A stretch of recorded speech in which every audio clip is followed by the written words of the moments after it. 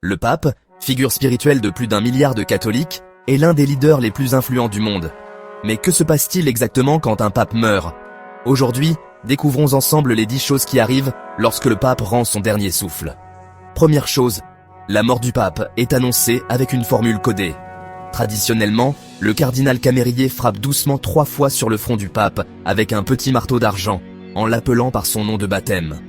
S'il n'y a pas de réponse, le décès est confirmé. Ensuite, l'anneau du pécheur, symbole du pouvoir papal, est immédiatement détruit à coups de marteau.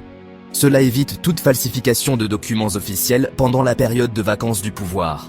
À partir de là, le Vatican entre en période de cède vacante, littéralement siège vacant. Plus aucune décision importante n'est prise jusqu'à l'élection d'un nouveau pape. Le corps du pape est exposé pendant plusieurs jours à la basilique Saint-Pierre pour permettre aux fidèles de lui rendre hommage.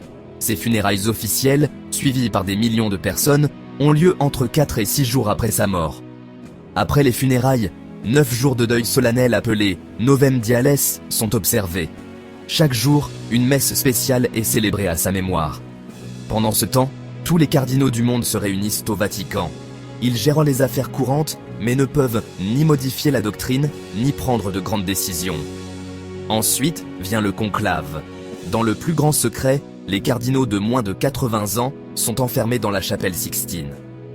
Aucun contact extérieur n'est permis jusqu'à ce qu'un nouveau pape soit élu.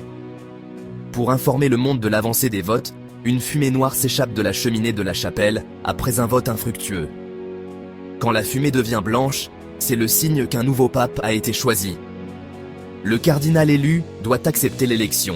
S'il dit oui, il choisit son nouveau nom de règne et devient immédiatement le nouveau pape. Enfin, le nouveau pape apparaît au balcon de la basilique Saint-Pierre. Un cardinal annonce au monde « Habemus Papam, nous avons un pape », sous les acclamations d'une foule en liesse. Le décès d'un pape est un moment historique et lourd de symboles, mais il marque aussi le début d'un nouveau chapitre pour l'Église catholique. Merci d'avoir regardé. Si cette vidéo vous a plu, n'oubliez pas de liker et de vous abonner pour découvrir d'autres secrets de l'histoire et de notre monde. À très vite.